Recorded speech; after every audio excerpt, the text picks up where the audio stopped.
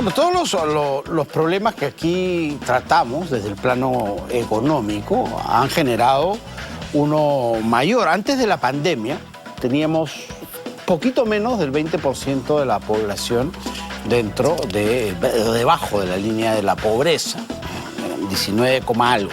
No llegábamos ni siquiera a 20%. Ahora lo que se está pronosticando para el 2024 es que los pobres en el país podrían llegar a ser el 35% de la población. Esto por varios factores que vamos justamente a conversar el día de hoy con Edmundo Lizalzaburu, profesor de SAN, que ya está con nosotros. Edmundo, ¿qué tal? Bienvenido. ¿Cómo estás? Buenas tardes, gracias por la invitación.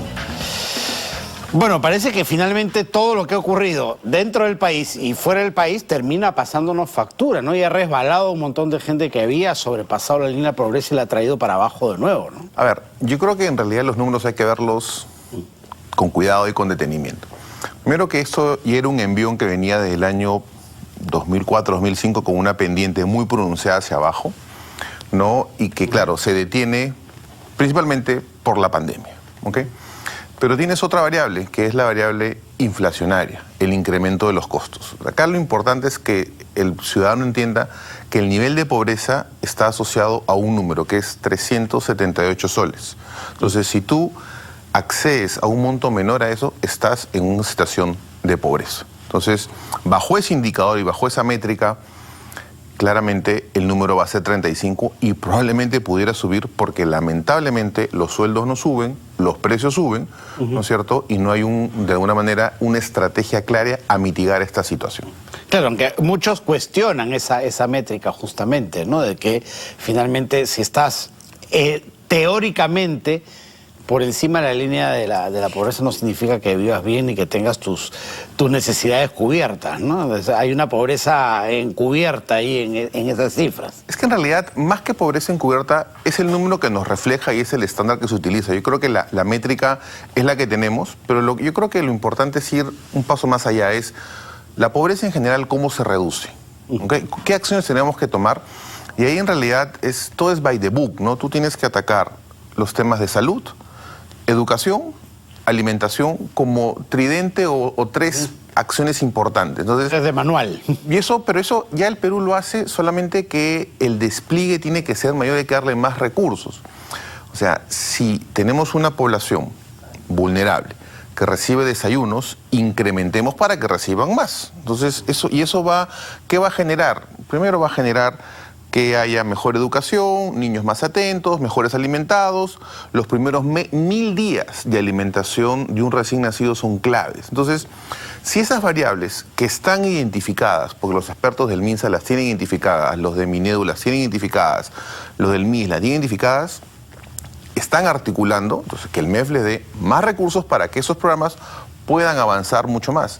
Pero claro, frente a situaciones que son muy particulares, el Yaku, fenómeno del niño, que es lo que nosotros hemos conversado, las acciones de largo plazo pasan, ¿no?, de costado y empezamos a ver el hoy y el mañana. A entender urgencias. A entender la urgencia, correcto. Ahora, también hay otras cosas que podríamos controlar que no necesariamente significan recursos, sino más bien un poco de madurez, como por ejemplo el ruido político que nos viene azotando desde el 2016 más o menos, ¿no? Que no nos ha dejado tranquilos y que finalmente ha tenido un rebote en el tema económico. A ver, yo creo que el ruido político nunca se ha disipado. El ruido político parte pues en el año 2000, ¿cierto? Y ha venido dándose en diferentes momentos. Yo creo que el único momento donde no se quiso vacar un presidente fue en el segundo gobierno de Alan García, pero siempre ha habido rumores, intentos de vacancia y diversas situaciones. Y claro, o sea, mucha gente entre broma y broma, lo cual no comparto, dice pues que los últimos 5 años pues para los niños del colegio va a ser difícil sobre historia del Perú. Claro, pero muchos nombres a memorizar. Correcto. Pero en realidad acá lo importante es que, o sea, si bien es cierto, nosotros tenemos poder ejecutivo, legislativo y judicial, y cada uno tiene que mantener su autonomía, lo importante es que los tres converjan en acciones concretas. Hoy en la mañana el ministro de Economía estaba en el Congreso, ¿no? Conversando y viendo el tema de las AFPs. O sea, a ver, las AFPs lo que están haciendo o lo que buscan es un tema de prevención. Entonces, agarremos esa palabra y llevémoslo al tema que estamos conversando ahorita, ¿no?, de la pobreza extrema. ¿Cómo hacemos para que tengamos mecanismos de prevención y la pobreza no se siga incrementando. Algunos dicen hay que atender los programas sociales, yo coincido, pero los programas sociales no monetarios, es decir, los programas sociales que de alguna manera pueden tener una medición clara. Alimentación, claramente tú con control de sangre, ¿no es cierto?, con indicadores puedes ver si realmente los niños están recibiendo la comida y se está aprovechando. Dar dinero por dar dinero no es una solución adecuada. Y lo que hay que hacer es mejorar, ¿no es cierto?, los niveles educativos, el nivel básico como primer punto de partida. O sea, muchas veces las personas o los expertos dicen hay que mejorar el nivel educativo en su conjunto. A ver, tienes primer grado, segundo, tercero, cuarto, quinto, sexto, primero, segundo, tienes 11 años de colegio. O sea, parte por los primeros 3, ¿no es cierto?, fortalécelos, demórate 1 o 2 años, los siguientes 3, un tema que sea escalonado, ¿ok? Entonces, Perú está participando en muchas alianzas hoy en día, Alianza del Pacífico, estamos en APEC, entonces hay mucha información y mucho músculo que podría traerse para implementarse.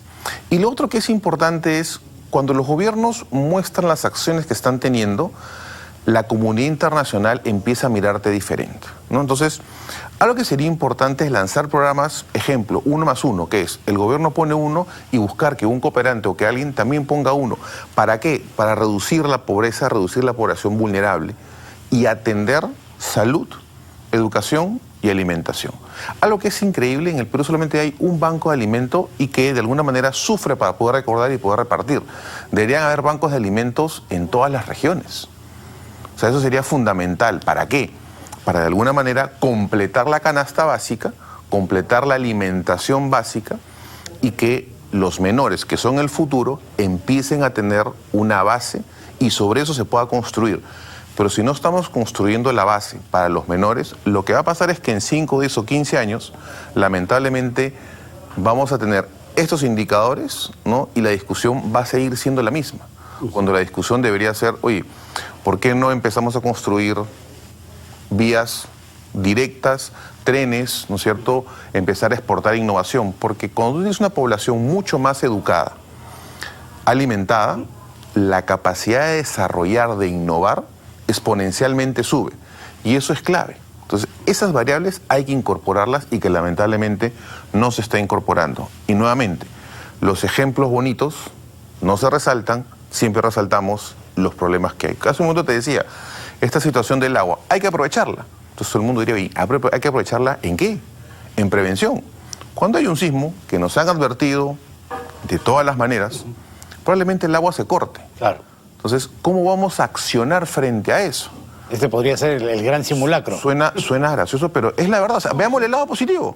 O sea, ya la ministra de Educación ha dicho, hay un día que los niños no van a tener agua, entonces que se aproveche, porque esa situación podría pasar.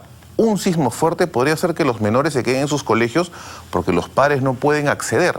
¿Qué se hace en esos casos? Entonces, yo creo que tenemos que empezar a ver las cosas de manera distinta, salir de la caja, y eso es fundamental, porque si no la pobreza va a seguir subiendo, 30, 31, 32, 33, claro, no estamos a niveles 56 o 60 que estábamos en los 90, definitivamente. Pero si las curvas van a empezar a subir, claro, que sea con una pendiente muy pequeña, con una gradiente baja. Yo creo que eso es un poco lo importante que debería verse en este tipo de noticias, ¿no? Perfecto. Muchísimas gracias, Edmundo, como siempre. No, gracias por la invitación. Edmundo Lizarzauro, profesor de SAN, ha estado con nosotros. Cerramos así nuestro bloque económico.